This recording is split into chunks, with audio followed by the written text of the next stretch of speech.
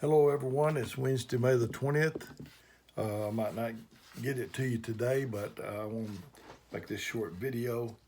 I'm going to be in Ephesians 4:27 is the verse I want to read, but I'm going to read you 26 through 32, be about 7 verses, but I want to concentrate on the 27th verse. And 26, this is in the King James Version of the Bible. He says, "Be ye angry and sin not, let not the sun go down upon your wrath." He didn't say don't be angry and sin not. He said be angry and sin not. Getting angry is not, everybody has a little something rise probably, but you just can't let that take over. You can't act upon it. This is the verse. "Neither give place to the devil. Let him that stole steal no more, but rather let him labor, working with his hands, the thing which is good, that he may have to give to him that needeth.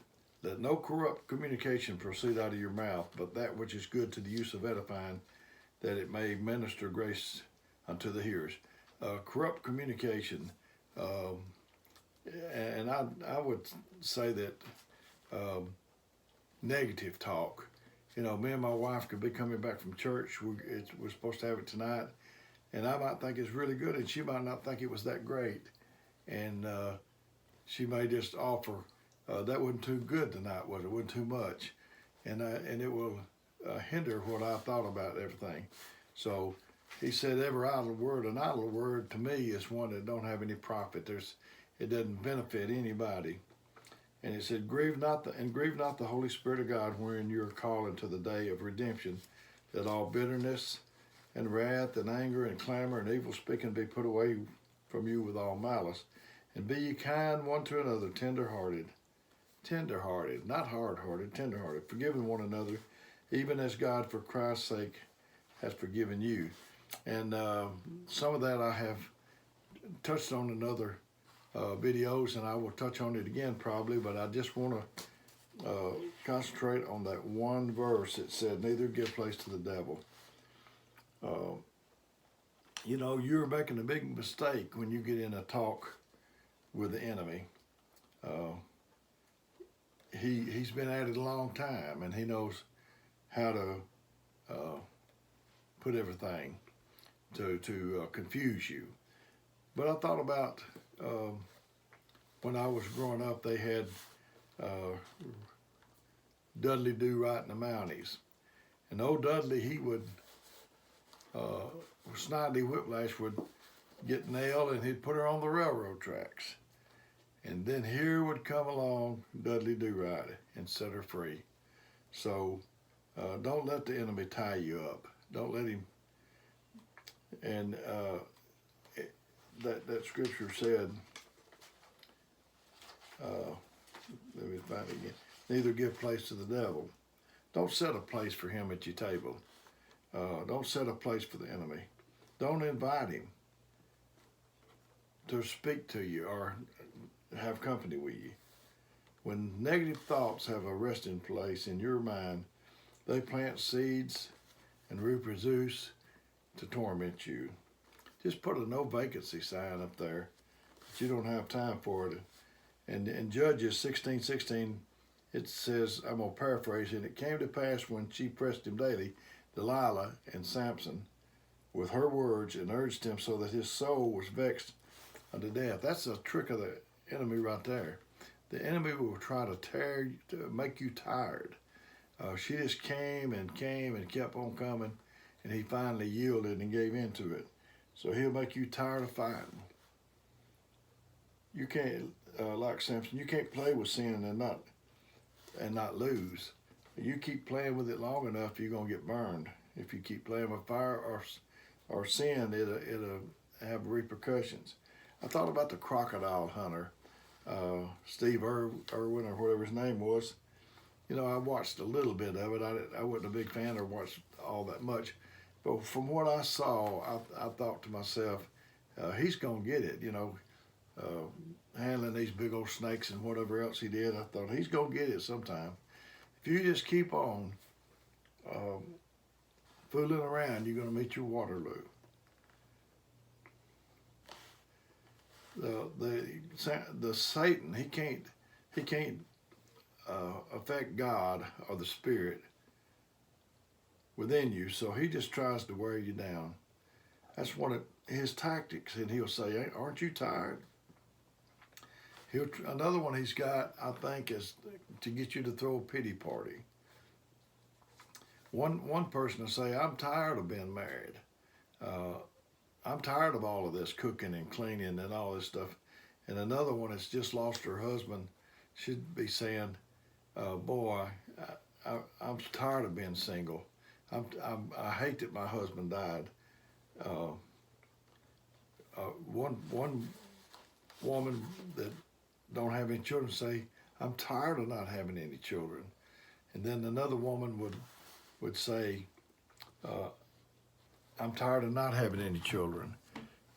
He'll make you tired in any condition. I used to watch boxing. I think I've mentioned this in another video, but it might be a big old guy and then a smaller guy. And the smaller guy, the big guy, he chases the little guy around the ring until his hands start dropping. And the little guy just goes and mops him up. And that's the way that Satan is when you get tired.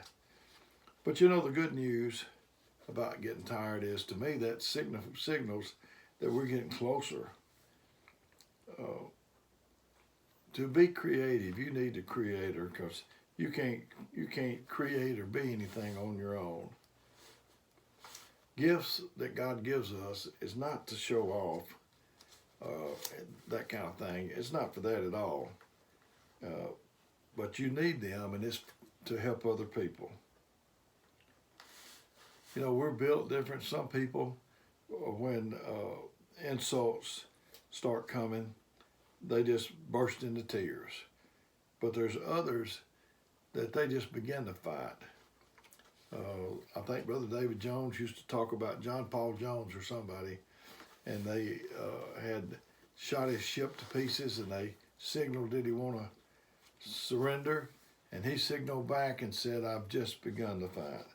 That's the attitude that's in some people. Some people just wave the flag up at the first little skirmish. I was thinking about my brother Dwayne that passed away. He didn't mind fighting. He just kind of liked to scrap. I mean, he probably didn't look for it, but he sure wouldn't avoid it. And I would walk 10 miles away from conflict, and still in that mode today. And he told me, we lived in near a rough area they call Booger Town in Huntsville, and those boys were mean. They carried knives to school in elementary. They wound up in prison or dead. And Dwayne told me, he said, whenever those bullies pop up on your head, said, don't you cry.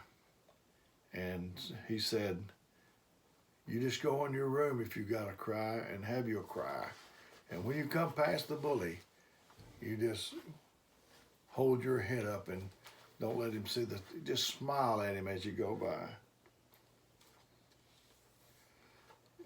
Do you know what it's like to be hurt by somebody that you're trying to help? Drowning victims, I'm told, they'll fight you. You're coming to help them and to save them, and they'll fight you. And that's the way it is spiritually, too. Some people, the very people that you're trying to help, are fighting you all the time.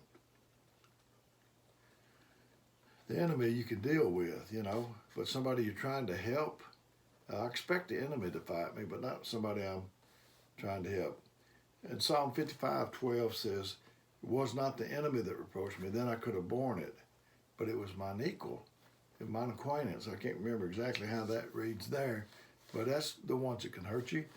If you go down somewhere and you don't know people, they chew you out, you can go on. But when it's a loved one or somebody you know, it's hard to get over that. It's a lot harder. If the enemy can't bind you himself, he'll get someone you love to help bind you. He'll send a hit list out after you. He will talk to the assassin about doing away with you. Like Eve, when you talk to the enemy, there's no profit in it. And I noticed that Jesus, he didn't answer silly people. he told that one ruler, he said, I think he asked him if he was the Christ. And he said, thou sayest. When you answer people like that, you're giving them a platform to speak from.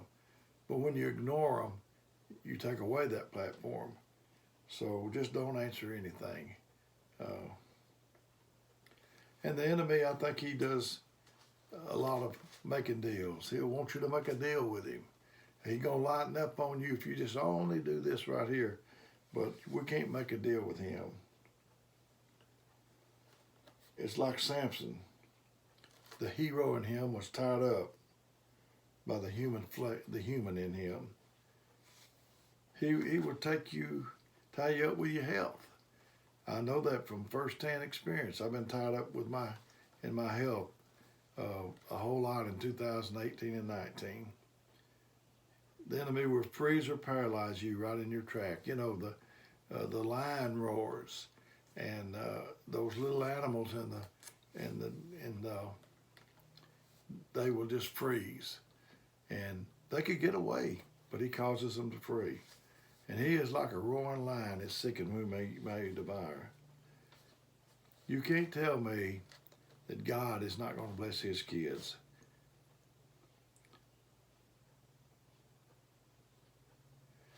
When you entertain negative thinkers, they will tie you up with their stinking thinking. I didn't come up with stinking thinking. Somebody else I heard said that, but I think that that's what it will cause you to. You know, there's people.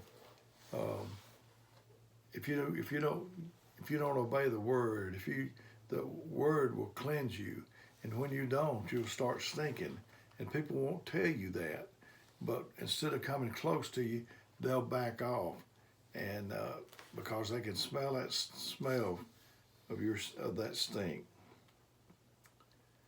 The word, if your hands are tied up, just hold them up there, and that two-edged sword will come down and cut you loose. The fiery trials will burn off the cords of the rope. And untie my hands, untie my vision. Like David, Brother David Jones, he told us about two boys, and they had a little bird. One of them had it in his hand. They came to the wise man. They said, "Wise man, what we got in our hands?" And the wise man saw the feathers sticking out. He said, "You got a bird."